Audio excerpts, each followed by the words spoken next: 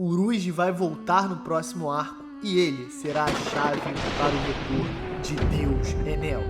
Tá bolado? Vem que essa é quente. O monge louco Uruji, um personagem definitivamente misterioso, mas como muitos mistérios, que fascina pela sua mera presença no mangá. Nessa altura, cada peça do gigante complexo tabuleiro político de One Piece parece estar posicionada para movimentos impactantes que podem definir o futuro e o fim cada vez mais próximo da obra. Se eu fosse fazer uma analogia com xadrez, diria que é aquela fase onde os jogadores passam a pensar bastante antes de cada movimento. Cada peça, cada lugar, cada posição pode alterar tudo e ser a sua última chance de se salvar das garras do destino. Dramático, né? Pois é. Uma dessas peças é o último Capitão Supernova a ser realmente aproveitado pelo enredo desde a virada do Novo Mundo. Uruji não brotou ainda, não realmente apareceu e teve aquele seu mini arco. Ele foi introduzido no capítulo 498. Desde então, teve algumas breves aparições na história, mas nada realmente concreto, como a participação atual de Bonnie, o auxílio de Capone e Gangbang em Whole Cake Island, o antagonismo de Apu e Hawkins em Wano, ou até mesmo o envolvimento duplo que Drake teve por ser um oficial secreto da Marinha e um pirata traidor ao mesmo tempo. Fora, claro, Law, Killer, Kid, que tiveram muito mais protagonismo desde a virada. Mas como é o trio de Capitães Supernovas, isso já era esperado. Fato é, todos esses piratas da pior geração foram aproveitados até agora. Mas é óbvio que Oda não esqueceu do Uruji. Inclusive, a história parece estar juntando mais e mais elementos que formam o molde ideal para que o monge louco preencha as lacunas e conecte diversos personagens que vão entrar diretamente no conflito da grande guerra do mangá. Uruji é de uma ilha do céu, assim como Deus Enel. Então eu te digo com tranquilidade, levantando as informações de hoje, vai ficar difícil não acreditar no retorno divino do Deus do Trovão. Tirando isso, a gente ainda tem mais coisa, temos evidências históricas que vão conectar o passado dos piratas da vida real à criação do Supernova e como isso pode ditar com referências e evidências os seus trajetos pelo mangá. E mais, Barba Negra, o Yonkou que anunciou ter 10 capitães titânicos sob seu comando, porém que até hoje não revelou o último dos 10, talvez até o camisa 10. Seria lá que o Uruji vai trazer a tempestade para o Novo Mundo? Como ele falou na virada do time skip? Não sei ainda. A chave tá aí e a gente vai analisar para desvendar esse tesouro. Então, vem que vem. Fala galera, Chapéu espera aqui. Eu sou o Derek. Hoje mais uma teoria do Joe's Heroes. Checa o link na descrição. E se puder, por favor, eu estou me indigando like sim na internet. Dê o like. É o meu trabalho, é a minha vida, é a vida da minha família. Então dá o like, se inscreve, clica no sininho, vai no menu do celular para clicar no sininho para não perder nenhum vídeo do Chapéu de Palha. Estamos lançando vídeo todo dia. E hoje vamos trazer essa teoria bem legal que vai falar sobre o Uruji, as intenções, as conexões dele ao Barba Negra, as conexões dele ao Enel, à Ilha do Céu, até possivelmente Ohara e esses grandes crimes aí que o governo mundial vem cometendo para oprimir parte da sociedade de One Piece. Chega de introdução, ninguém gosta de introdução? Alan, chama a vinheta.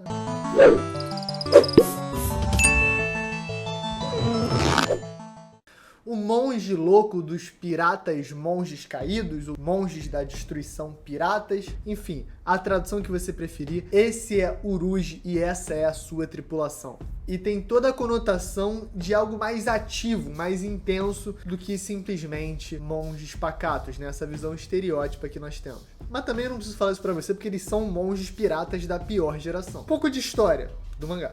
Como o Barba Marrom menciona, durante o arco de Punk Hazard, depois da queda de Barba Branca na Guerra dos Melhores, tivemos um grande vácuo de poder no Novo Mundo. Vários territórios que antes eram do poderoso Yonkou, agora estavam completamente livres para a tomada por outros poderosos piratas. Um exemplo disso é a Ilha dos Tritões. Antes um território protegido pelo Barba Branca, mas que depois se tornou posse da Big Mom, com todo aquele acordo ali pelo Tamate Baku, os doces da Ilha dos Tritões. Depois do time skip, o Luffy chegou, desceu a porrada na galera, desceu a porrada no Rod Jones e clamou para ele a proteção da Ilha Submersa, o primeiro território clamado pelos Chapéus de Palha no Novo Mundo. E assim como o Luffy fez, todos os outros Capitães Supernovas 2 anos antes fizeram exatamente a mesma coisa. Começaram a desbravar o novo mundo em busca de território, poder, riqueza, as paradas que o Roger fala no início do mangá, e claro, o One Piece. Mas estamos buscando entender que papel o Uruji realmente vai tomar na história. A gente sabe que o Oda simplesmente não vai abandonar o Supernova, e um dos motivos de sabermos disso são pelos detalhes deixados na construção do personagem até aqui.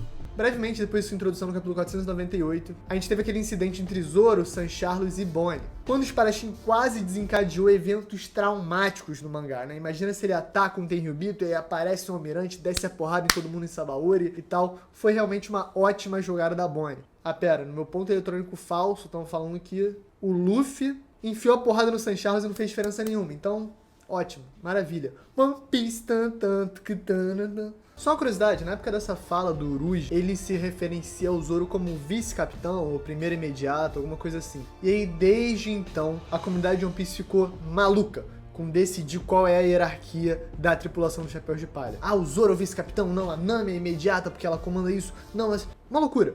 Porque a realidade, pra mim, é a seguinte. Só tem uma hierarquia na tripulação que é muito suave. O Luffy acima para decisões sérias e de resto a galera é livre. Isso mostra como a nossa sociedade é obcecada com hierarquia, alguém tem que estar no topo e temos que classificar as funções e tal. Às vezes coisas muito livres incomodam mesmo, mas certamente não com o Chapéu de Palha. Mas a gente tem outra reação interessante do Uruji em Sabaody.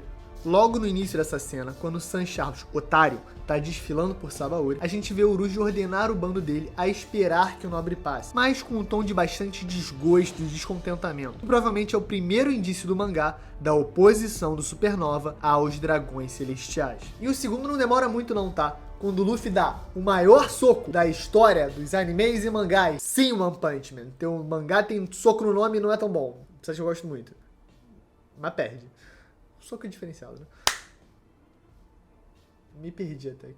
A notícia corre como fofoca, mais rápido que incêndio, e o Uruji reage com um grande sorriso no rosto, né? Falando como os chapéus de palha vão realmente dar muito trabalho. Ele gostou, mas ele não achou sensato, mas ele gostou. Ele sorri e ele fala que tripulação perturbada. Claramente aprovando o ato, mas reconhecendo que não é a melhor decisão provocar os nobres celestiais na posição que eles estavam. Dá pra interpretar um respeito latente, lembrando que o Uruji tem 47 anos de idade. Então ele certamente carrega a experiência e sabedoria do número, mas também tem noção de que o ímpeto juvenil pode mudar o mundo. Agora, fora os Tenryubitos serem escravocratas, elitistas e sádicos, o que mais o Uruji pode ter contra esses nobres cidadãos? Será que tem algo mais profundo? Algo que o Oda não nos deixa esquecer, nem na infância do Supernova. O monge tem asas e ele vem da Ilha do Céu. Sabemos pelo arco de Skypiea que existe uma longa perseguição por parte do governo mundial com os Skypianos e com os Shandians. O maior monumento dessa perseguição certamente é a cidade dourada de Shandora, que foi destruída pelo governo mundial em algum momento dos últimos 400 anos, quando acompanhamos ela em toda a sua glória durante o flashback do Norland. E aí, vamos para alguns detalhes bem interessantes. Durante a história de Capa do Enel, que vale muito a pena checar, a gente tem um famoso mural arqueológico que trouxe um pouco da história das pessoas da Lua. E lá podemos observar pelo menos 3 raças aladas, que hoje entendemos como Shandians, raça do Hyper, Skypianos, a raça do Gunfall, e Birkans, a raça do Enel. Na capa do capítulo 472, vemos essas raças deixarem a cidade da Lua de Birka em busca de recursos naturais. E aí, claro, eles observaram o planeta azul, mundo de One Piece, e partiram em sua empreitada. Isso revelou a origem dos povos alados, algo que tem uma conexão importante com o diálogo entre Gunfall e Zoro durante o arco de Skypiea. Jaya se tornou uma terra sagrada por causa do solo rico que permitiu que Skypianos e Shandians plantassem e tivessem colheitas férteis. E esse solo sagrado ficou conhecido como Verth. Agora se prepara que o bagulho vai ficando cada vez mais doido. Dentro de Marijoa, durante o Reverie, pudemos dar uma olhada em um lugar que Insama caminhava, a Câmara das Flores. Nós sabemos também que muito tempo atrás, os Lunarianos, a raça do King, eram considerados deuses e viviam no topo da Red Line, o mesmo lugar onde o castelo de Pangaea e Marijoa estão. Então podemos inferir que essa Câmara das Flores pode ser uma espécie de túmulo, mausoléu, câmara, enfim, um memorial da prosperidade dos Lunarianos que foram caçados e exterminados até sobrar apenas um, Albert, o King. Outra curiosidade também é que a tatuagem que o King carrega em seu olho esquerdo lembra um padrão de planta, ou até mesmo uma flor que está para germinar.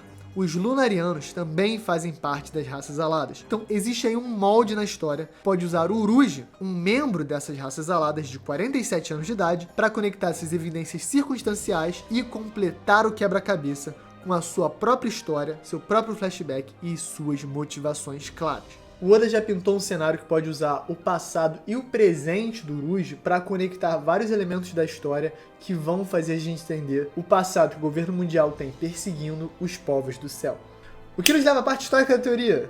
No SBS do volume 52, o Oda revelou que o nome do Uruj foi inspirado em uma figura histórica conhecida como Horus Reis. Tô falando certo? Não tô falando certo, não sei, tu fala turco? Não falo, eu também não falo. Mas esse é um nome no estilo turco, né? E pela Wikipédia eu sei que Horus é o nome e Reis é o título. O homem que inspirou o monge louco era o irmão mais velho de um famoso almirante otomano chamado Hayreddin Barbarossa. E ele nasceu na ilha de Lesbos, na Grécia atual, mas que na época era domínio dos otomanos. Então a gente tá falando aí do primeiro quarto do século XVI, 1525, 1510, 1515, por aí.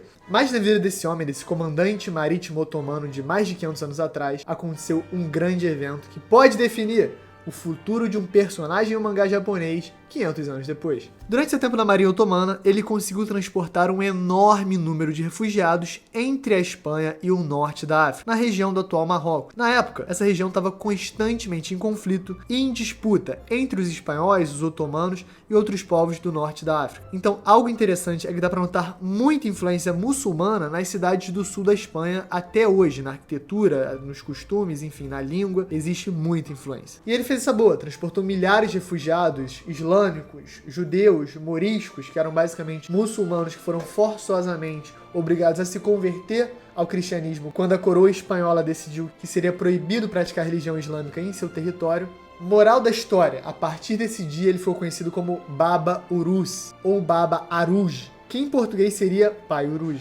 Curiosamente, o Uruj no mangá é chamado por seus subordinados de Padre Uruj ou até Pai Uruj. Existe essa conotação de respeito religioso quando chamamos uma figura de alto nível hierárquico na crença por pai. Eu não manjo muito de religião, mas tem toda aquela coisa, eu não sei se é só cristã ou católica, ou enfim, qual religião específica é, mas tem aquela coisa de pegar o padre, a figura religiosa, e chamar de pai. Eu acho que o Oda transportou isso para One Piece, porque os subordinados do Uruj chamam ele de pai.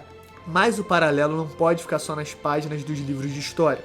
Se Oda realmente usou essas diversas referências para enriquecer o personagem, faria muito sentido que ele participasse de alguma ação para ajudar as pessoas aladas e escapar do governo mundial com seus navios, exatamente como a sua contraparte da vida real fez séculos atrás. Quando a Robin está investigando as ruínas de Skypiea, ela nota que livros foram queimados e traços históricos foram apagados. Tudo ali ficou por terra. Existe uma boa chance que o Uruj também sabe disso. E fazendo um pulo não muito longo, ele entende a importância dos poneglyphs não só para a história do mundo, mas também para a história do seu próprio povo. Isso pode explicar por que ele invadiu Whole Cake Island e derrotou Snack, um dos 4 ministros doces, antes de ser parado pelo Crack. O Uruj estava tentando obter um dos Road Poneglyphs. Agora a pergunta que fica é, o Uruj estaria agindo sozinho? Desde a invasão de Whole Cake Island, a gente acabou descobrindo que o Apu não estava agindo sozinho, na verdade ele já era um subordinado do Kaido. Então ele invadiu Whole Cake em nome do Kaido. Será que o monge louco pode ter se encontrado em uma situação familiar? No final de Marineford, assistindo ao espetáculo, ele comenta algo crítico, mas muito interessante. Barba Negra foi a chave, não se engane. Ele vai se tornar o olho da tempestade. Isso pode ser um indício forte de que ele se tornou o 10º capitão titânico, ou no mínimo um aliado do Barba Negra durante o time skip. Parece sentido em alguns aspectos. Barba Negra tem um interesse grande por história e ele já visitou Skypiea, então Uruj pode ter visto um caminho para salvar seu povo e se opor ao governo mundial, se aliando a essa poderosíssima tripulação de Yonkou. O Oda estabeleceu muito bem a temática de que os supernovas que entraram no Novo Mundo 2 anos atrás não eram fortes o suficiente para encarar os mares sozinhos. Então, grande parte deles se aliou a algum pirata ou organização mais poderosa. Tirando o Kid, que é maluco e acabou perdendo um braço por causa disso, né? Apesar de que até ele tentou se aliar ao Hawkins e ao Apu antes de ser traído. O Oda falou, ou você se alia a alguém, é Capone Gang Bad com Big Mom, é Hawkins e Apu com Kaido, é Lost tornando um Shichibukai, ou você provavelmente vai rodar. Ou você é a Bonnie, né, também, fazendo suas mutretagens sozinho. Enfim, algo interessante que o Uruj trouxe nesse diálogo curto é a tempestade. Como o Rocinante conta pro Law no flashback, os D sempre irão causar uma nova tempestade. Parece que o Uruz está declarando que o Barba Negra vai se tornar o Olho da Tempestade. E se ele está próximo desse Olho da Tempestade, ele pode ter uma grande influência na grande guerra que está por vir. E vamos conectar os pontos. Se o Monge Louco se opõe ao governo mundial, quer libertar as raças aladas e está se posicionando o mais próximo possível do Olho da Tempestade, podemos assumir que ele tem uma grande missão por trás das suas ações. Acabar com a opressão dos povos alados e revelar a verdadeira história de Birka, o local de origem de todos esses povos, que é na Lua, né?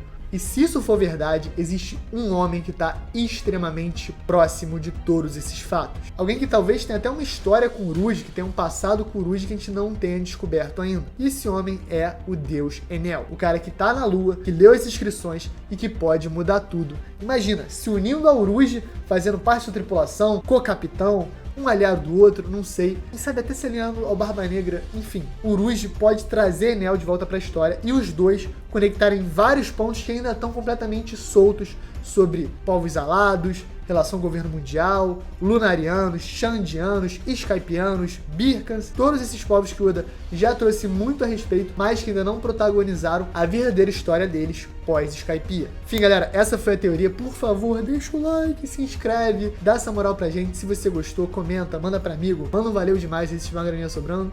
Eu sou o Derek, teorias na descrição. É isso, galera, e valeu!